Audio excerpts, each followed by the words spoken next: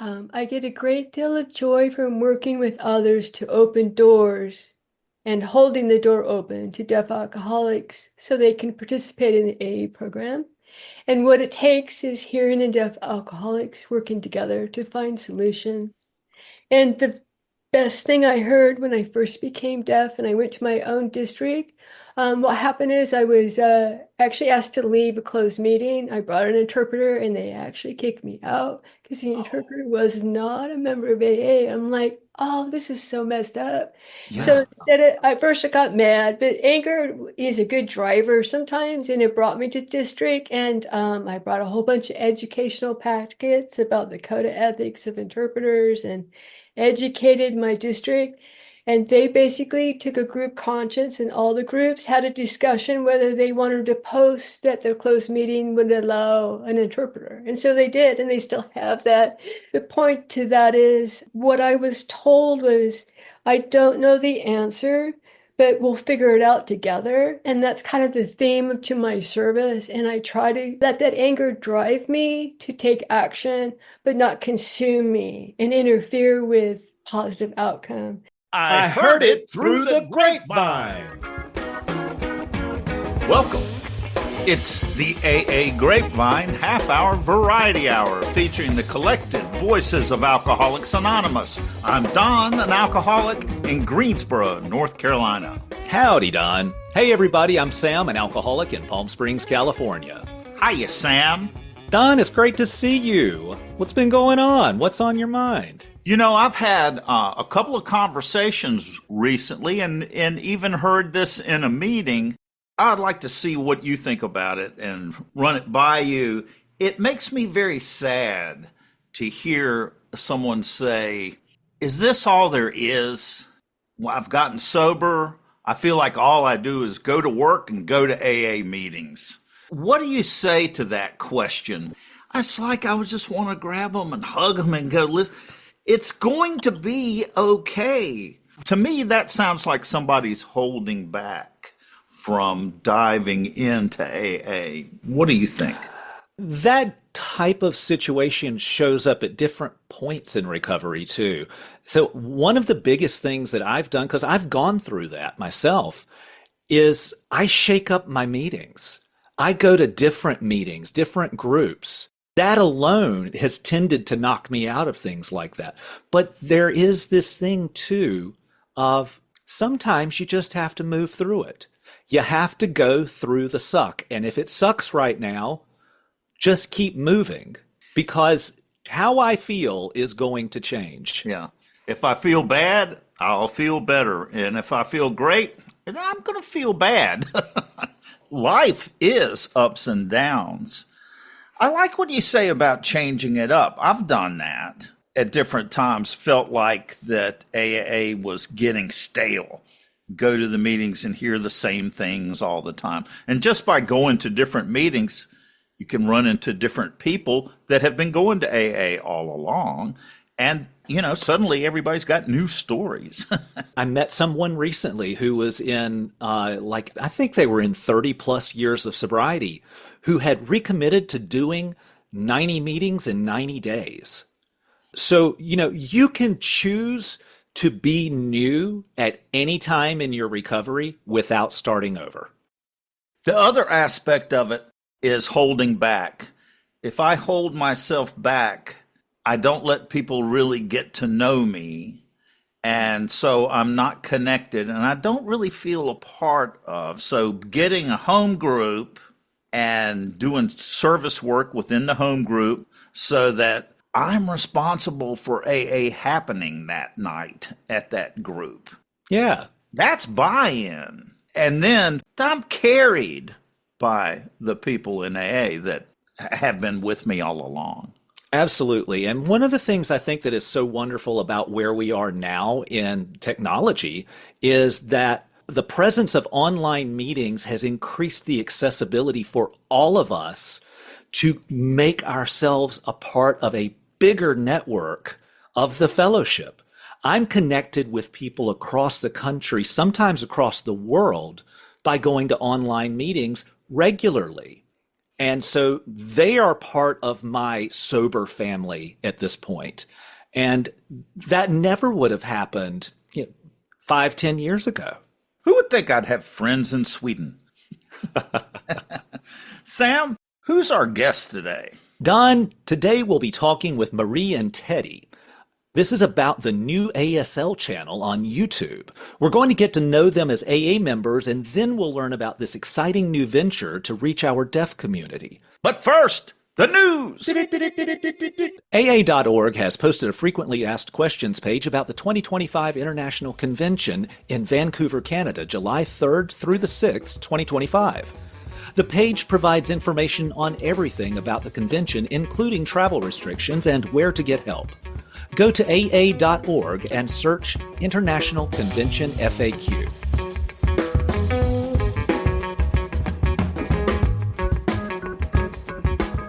Hi, folks. We need your stories on the individual traditions. Pick one and write about your or your group's experience with it.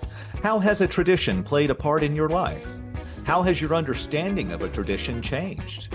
What is a personal experience where a tradition played a part? Visit aagrapevine.org for guidelines and to submit.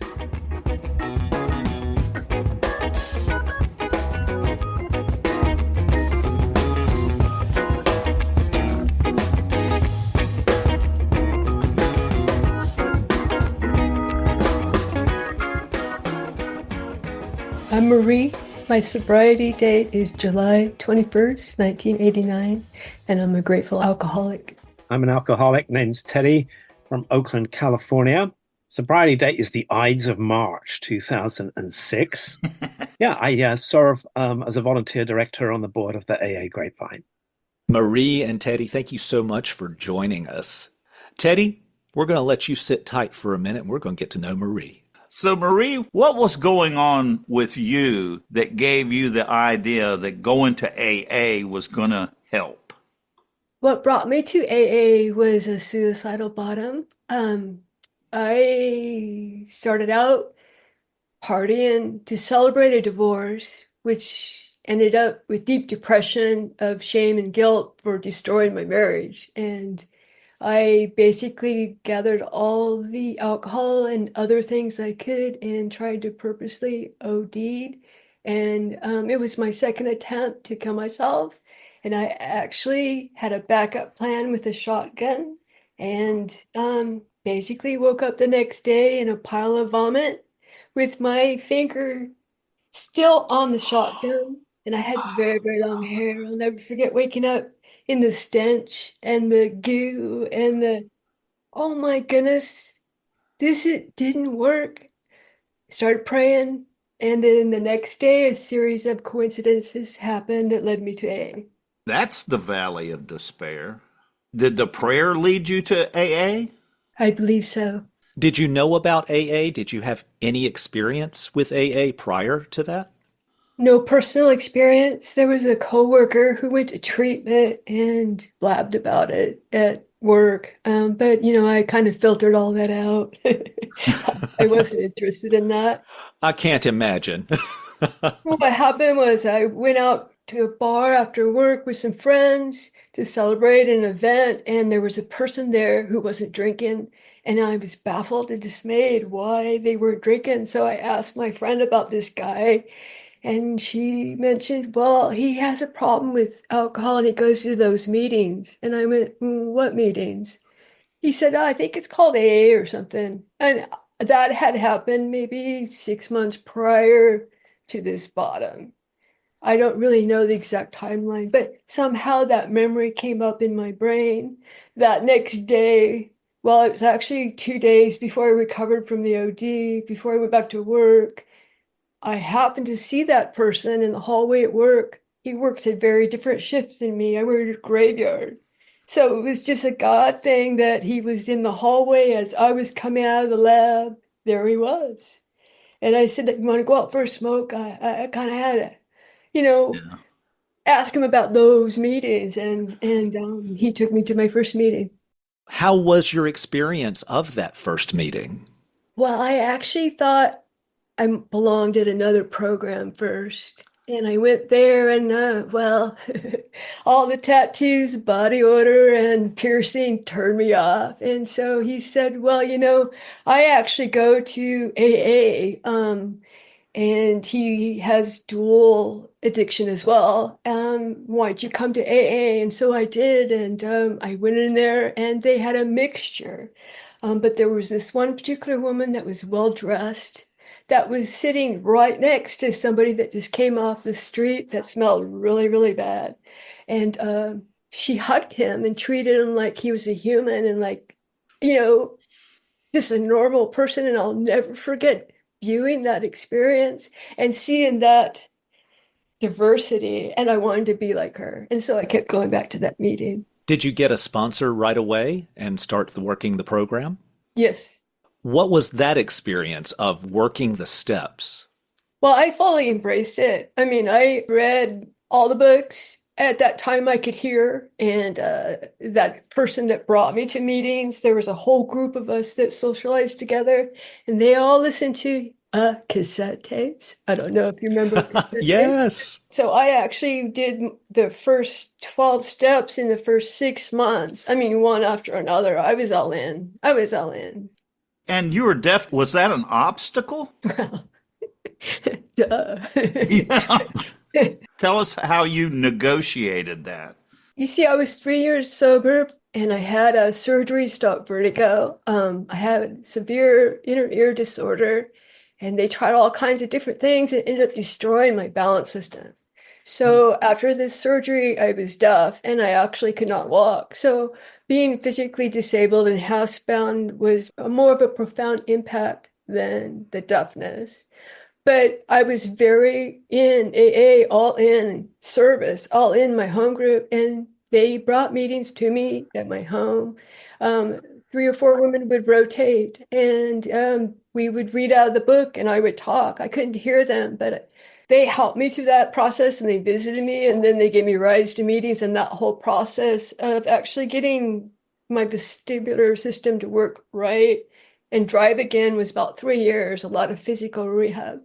So the deafness didn't seem as such a big a deal to me as not being able to walk or like, shower and do basic things. So I had to retrain my brain how to control movement with my vision and my muscles. And after a while, you're like a baby that relearns how to walk. This is like what we were talking about at the beginning.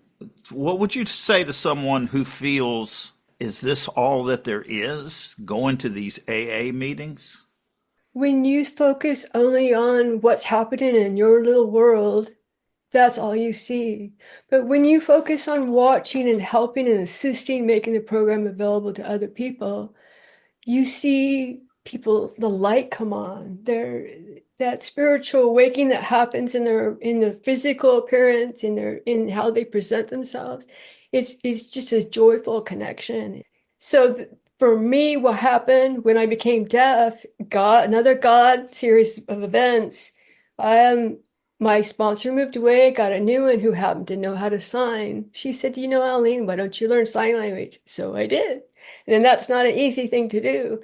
But after I went through, I think, level 6 or 7. There's an interpreter program where I live. And so that I had classes available. But then God brought in 2 deaf alcoholics into my life. And we had no accessible meetings here. And I didn't advocate for myself because I can talk. I just was okay going and reading along and sharing. And I just sort of just accepted that I wasn't really hearing other people anymore. That's just my approach to adapting to the situation. I can't change it. So I learned to embrace what I can, focus on what works, that sort of thing. But when it came to these folks, they need an interpreter. They were born deaf. They don't speak. They need an interpreter. So I became very engulfed in doing that where I live. And that in turn helped me not be bored with AA. Oh, wow. That's beautiful. It absolutely is. I would love to continue this conversation, but we do have limited time. So we're going to ask you to join us again in a few minutes, but let's talk to Teddy. What was going on in your world that would make you do something as crazy as go to an AA meeting?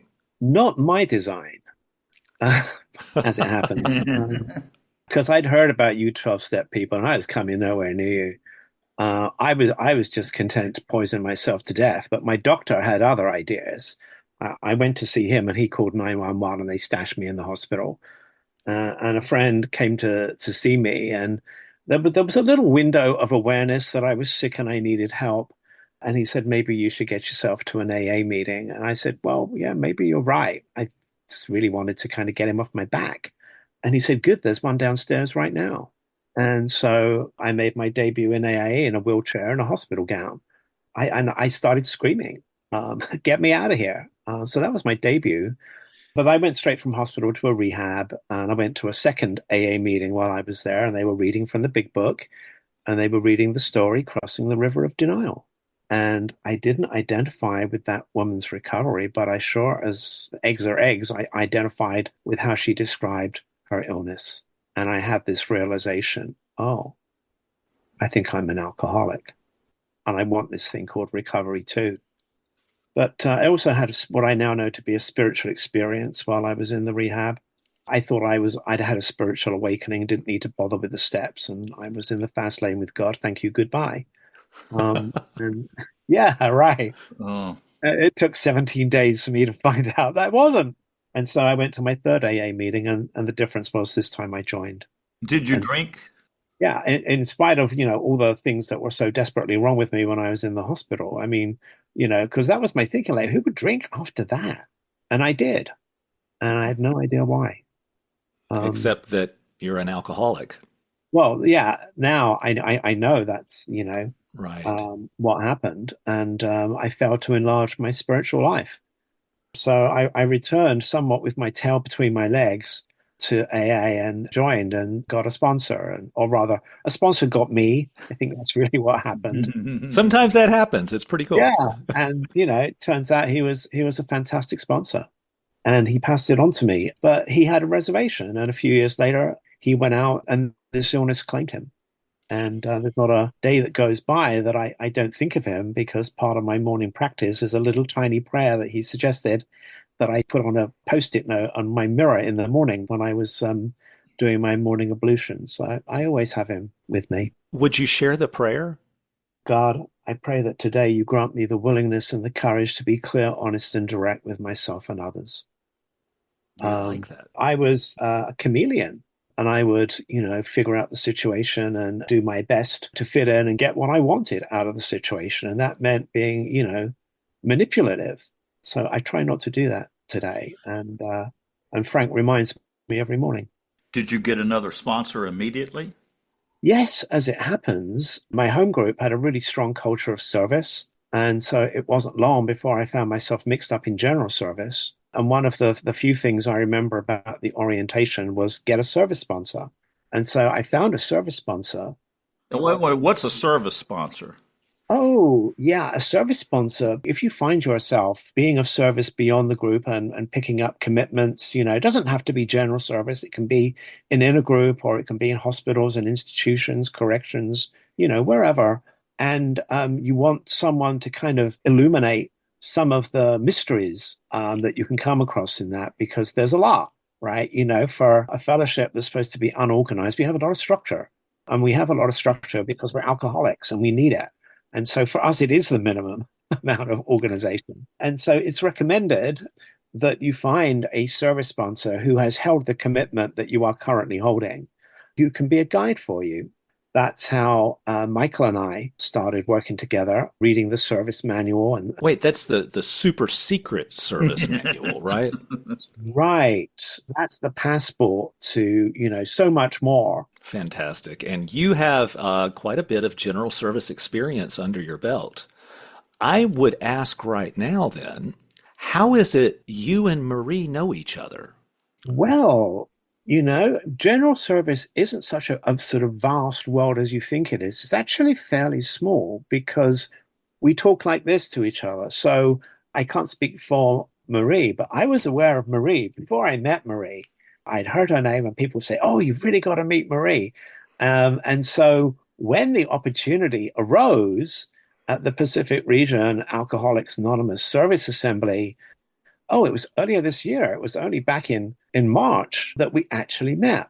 A mutual friend, Jackie B, you probably know her. I think she's been on the podcast, set up a meeting with myself, Chris, the publisher of the Grapevine, Marie, three other of Marie's companions in service in the deaf and hard of hearing community, and also Carolyn W, who I think may have also been on the podcast.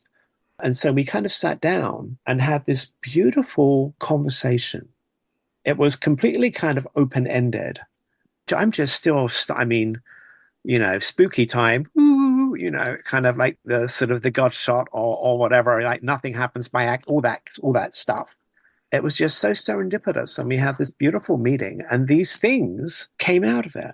People who communicate with ASL, American Sign Language. yeah, really wanted to be able to create their own content and be able to communicate with one another.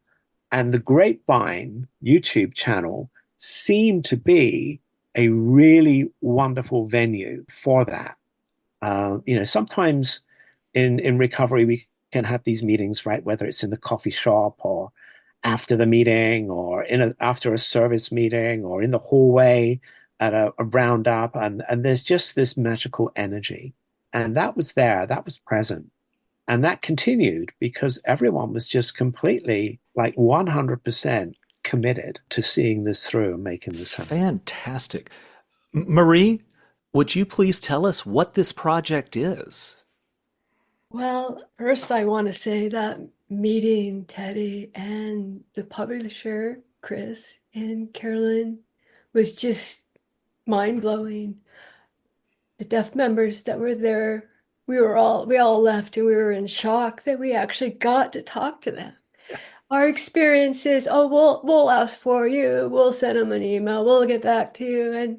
But to face, a real conversation, it meant so much just to be heard, much less all the action that came after that meeting.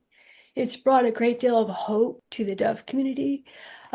They really do not have access to recovery stories, period, that are in American Sign Language.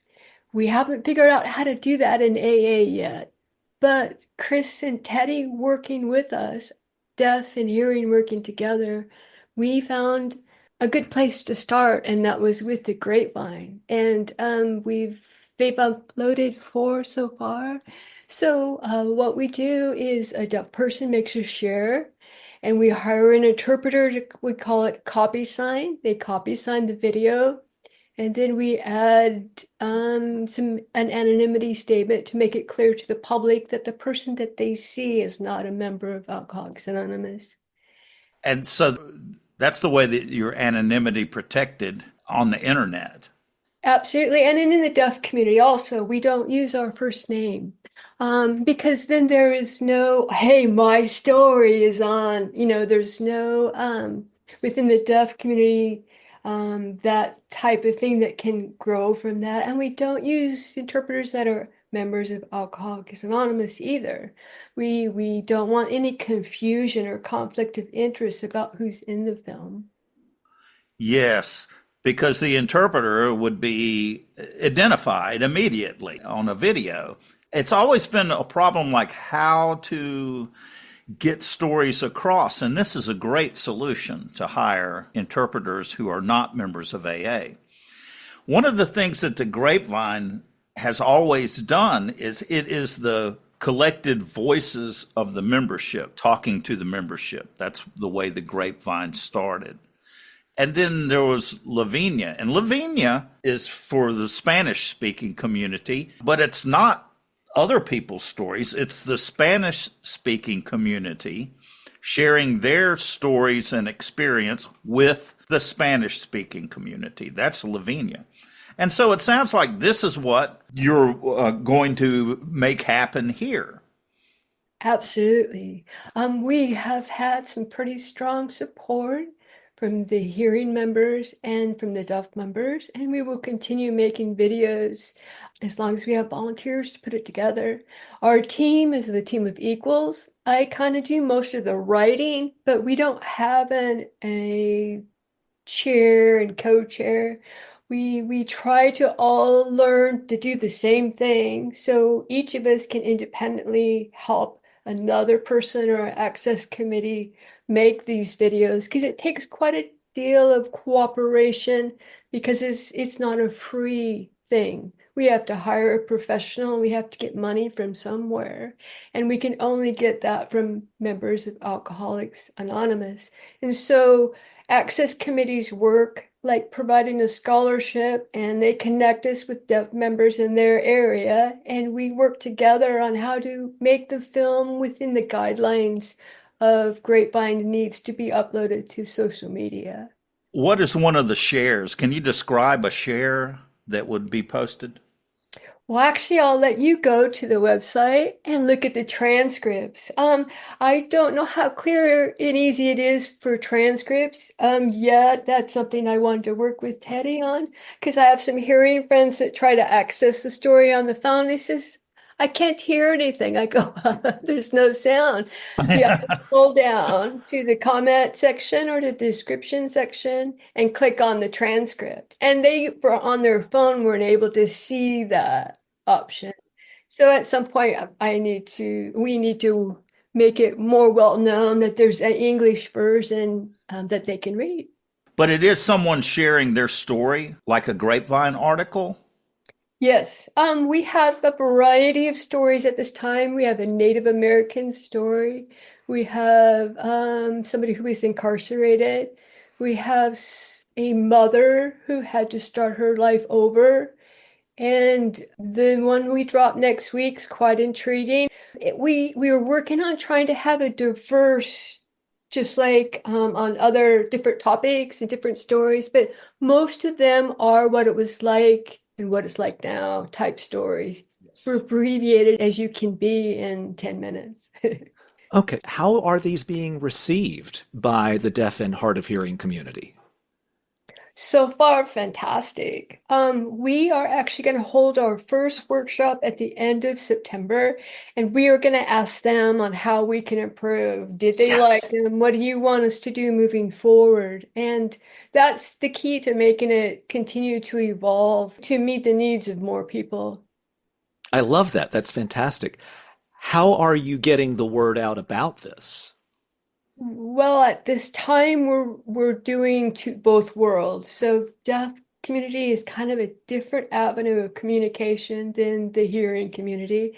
And you may not be used to those terms being used. It's not a negative. It's just how we clarify what world we're talking about.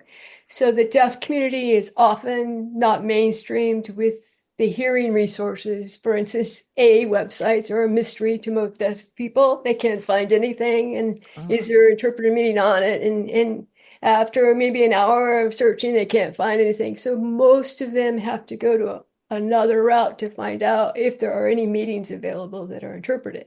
That's just kind of one example. So what we do is we have been sharing the information with treatment centers that have inpatients that treat deaf alcoholics, and then more of a public information announcement avenue. And then within the deaf community and deaf associations for the deaf, there's one in every state, and there's different counseling programs that work with deaf alcoholics. And then you have the normal AA track, which is trying to communicate through access committees and GSO, access staff, office staff. Kelly? Teddy, what's happening with this project going forward? This happened quickly. It happened very organically. It's a great, example of how, autonomy kind of collided with our traditions, and we were able to make this happen. So, this is now a period for us to, recalibrate and think, okay, what is the next step here? How might this example serve us in other areas? So there's lots of potential applications here. One of the things in that original meeting that we had back at the Pacific Region Alcoholics Anonymous Service Assembly earlier this year in San Francisco. I mean, it was very nice of you to say, Marie, but it was an honor for me to listen and to learn. I have learned so much about ASL and hard of hearing and the deaf community in this process. It's really enriched, my being as a sober member of Alcoholics Anonymous. And so the thing that really struck me the most in that meeting that really kind of, resonated on a kind of a soul level was when I think it was you, Marie, or maybe it was one of the other people said that the big book there's an ASL version and that's fine, that's great, but none of the stories are translated into ASL. And it's by telling our stories to each other that we form the connective tissue of fellowship and with each other. Sometimes we joke in the Grapevine and in AA World Services as well. The Grapevine is like the nifty little speedboat that's very maneuverable. Yes. And can change course and do things very, very kind of quickly. AA World Services are a little more like the ocean liner. Yeah. Very slow to turn.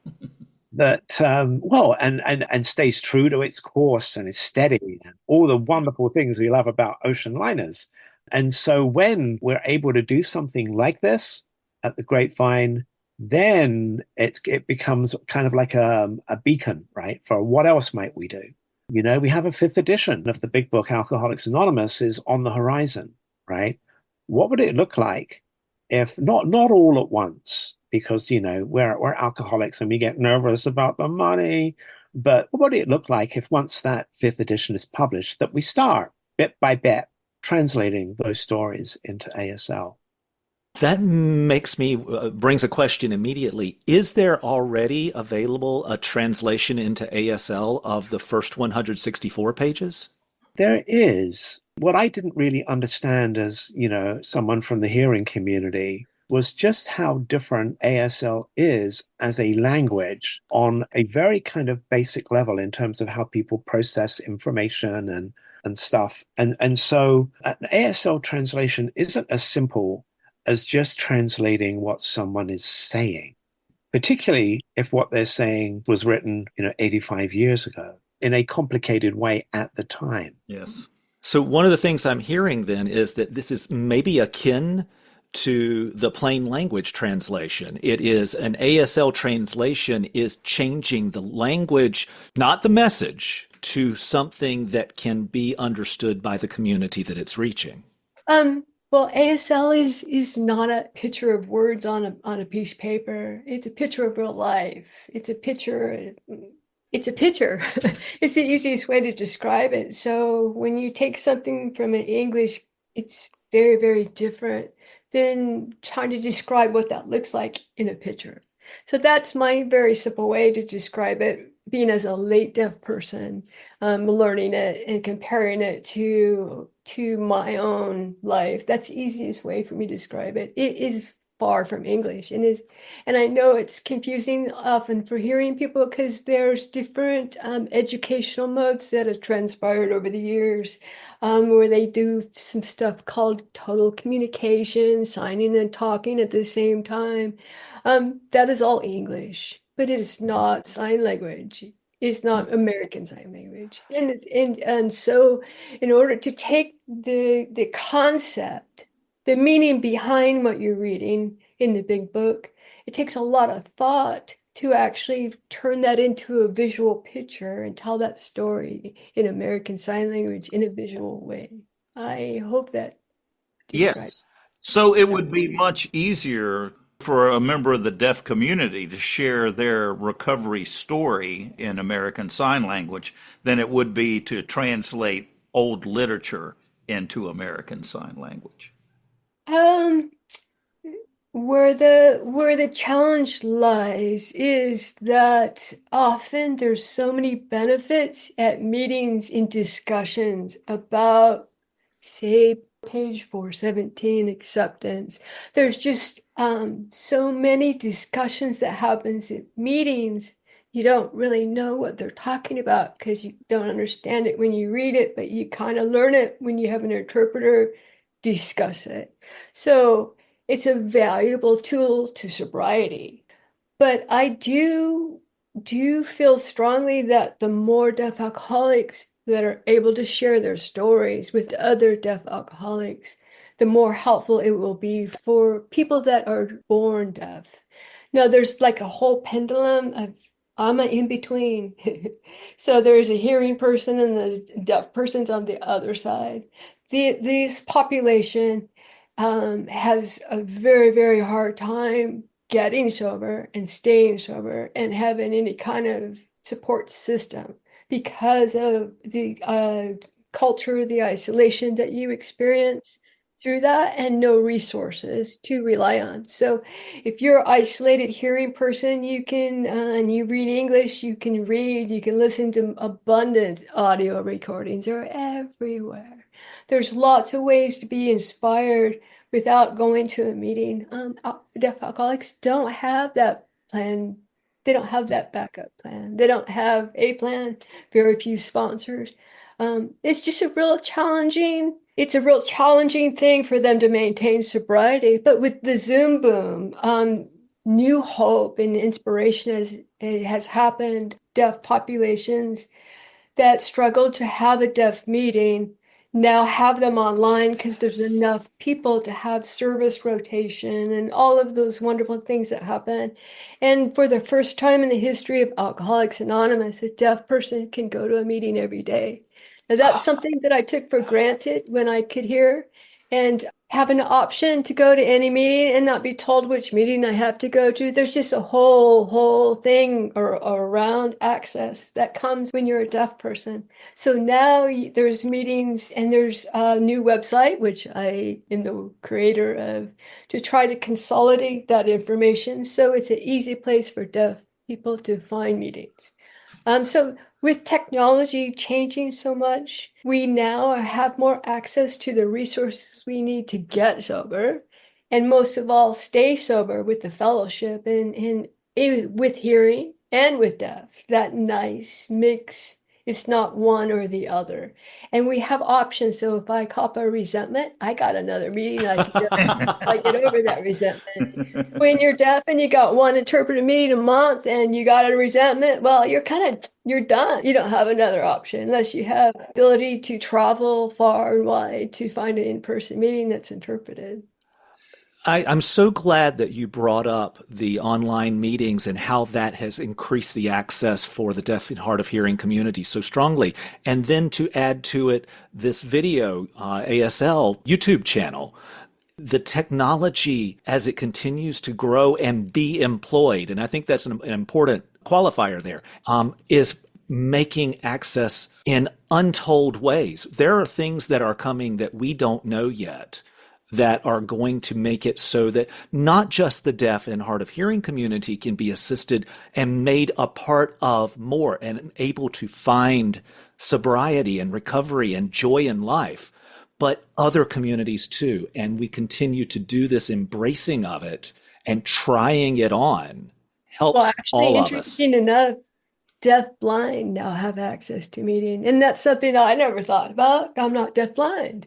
But more and more come throughout the United States and Canada. They participate, they're involved in the meetings, and their preference is the deaf meetings. But they do go to the interpreter meetings. But now interpreters, like you see, our interpreter Donna has a wonderful background in clothing so that I can clearly see her hands. It's an asset to deafblind because most are not completely blind. They have vision on the outside or on the inside. Depends on what they have, whether they have ushers or some other cause for their blindness. But that's just something that's quite interesting. I remember the first time our groups decided to ask people to wear black shirts, we had an uproar like, "You're not telling me what kind of shirt I have to wear at a meeting." And they were like, "Well, why?" "Well, so deaf members can see you." Oh, okay, yeah, I'll do that. Sure, sure, sure. So now more and more of our deaf meetings, we all, wear a dark shirt so that our fellow members can see us that are deaf blind. There's just this beautiful thing that's happening, and we actually hire certified deaf interpreters at a deaf meeting. And I know that might be a little bit baffling. You have to think about that for a minute. So everyone is signing ASL, but all of us sign different way.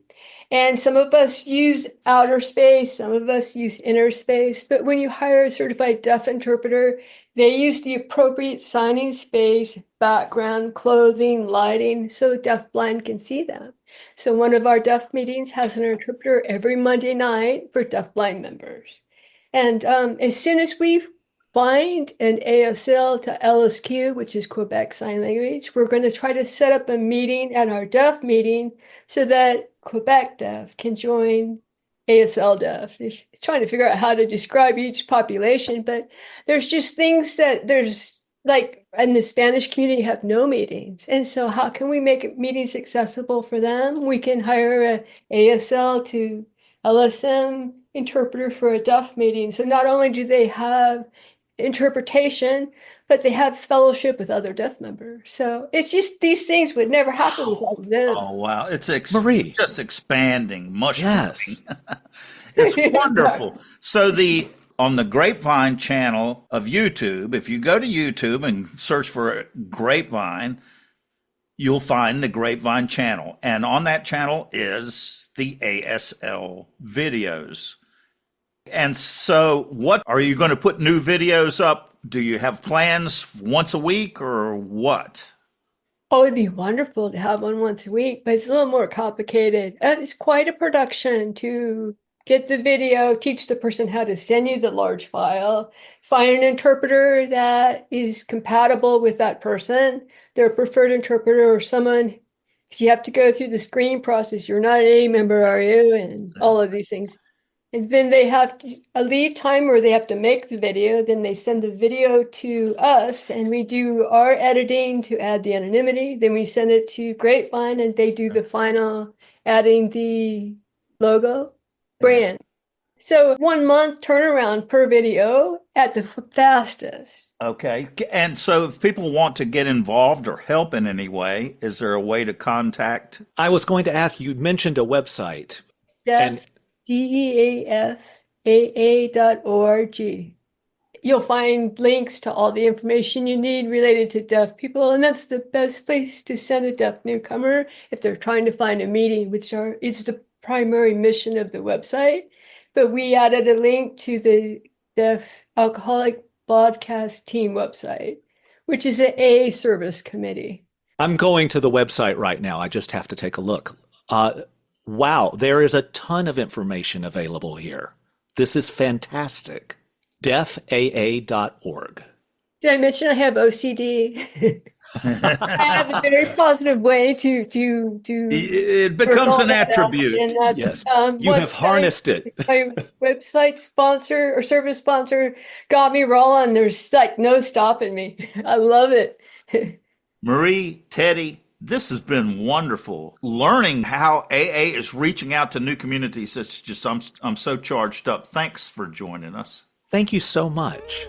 Thank you for having us. Thank you.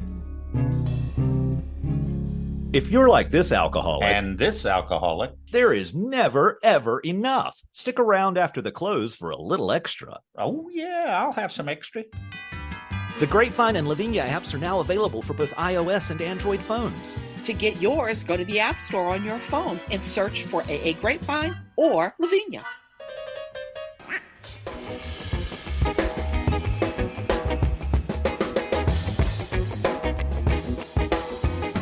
I'm at the very wit's end. Cuckoo. You know, us alcoholics are a lot like wheelbarrows. Ooh, that's heavy, man. Why?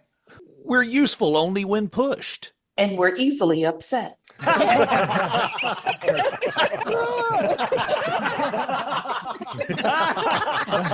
It's really not that funny.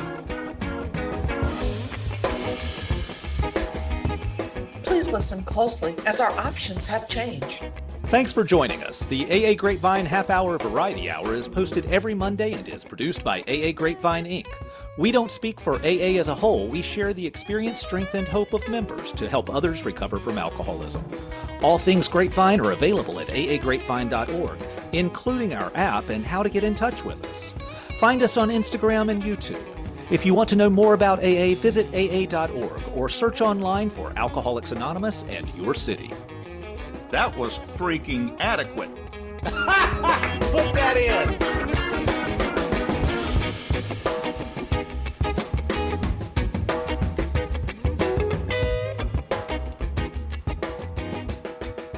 Really want that focus to be on the solution, and you can only do that when you decide to work with others, even if those others are a little difficult.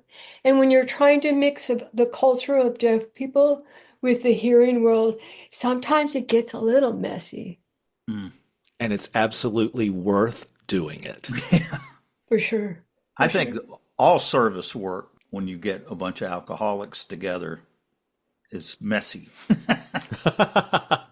Well, there's two things I want to mention. That guy that took me to the first meeting, I married him. We've been together for 32 years. And I got involved in carrying the message to deaf alcoholics when I became deaf. And then after COVID, I had some really heavy stuff go down with my family. I took care of my brother, my mother, and my father, and each one of them, my brother died of alcoholism, actually, liver failure, but he died, my mom died like 5 months later, and my dad died 5 months later. I took care of all of them and all their stuff after with Zoom meetings and this service job. So all the service work gave me that purpose to keep going and keep focusing on something outside of what was happening. And it kept me sober through dealing with that kind of stress.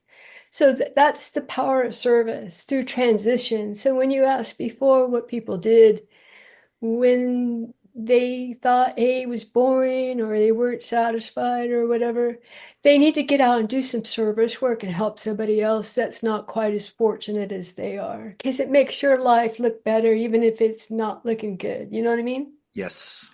Yep. Yes. Teddy, do you have any follow-up thought? It's fun to kind of think about where the example of this project could lead. And of course, if it leads further, then many more people will be a part of that discussion, because that's what we do in AA.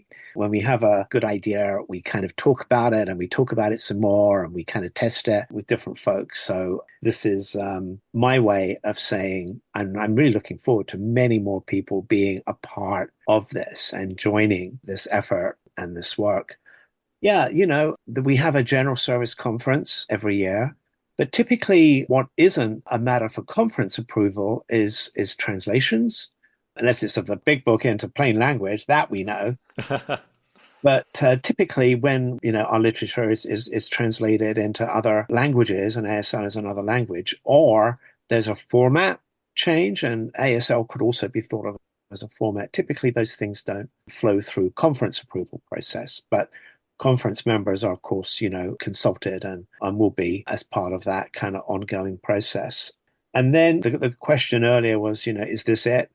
I can only answer that, from my own perspective. And that's always, to me, is kind of an invitation to go deeper, whether that's deeper into service, whether that's, deeper into my 11th step practice. Probably not the first alcoholic that's reached a place of like, oh, this is all pretty good. And it feels very comfortable.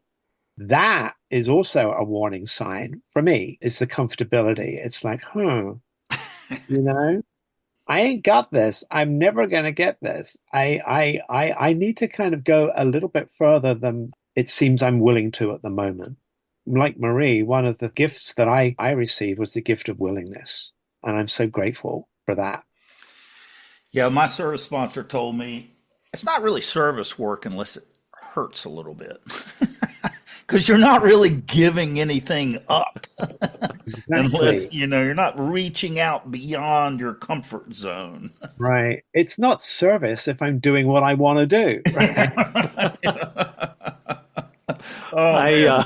I was recently putting away the chairs at my home group meeting after the meeting, and I caught one of the chair legs on my shin, and tiniest little wound, but it bled, and I just had to share with my friends that You it's did. not service unless you've shed a little blood for it. Yeah, yeah. But I think were turning yourself into a martyr there, I Sam. would never do that. No, no. Thank you. So happy that you both joined us on this.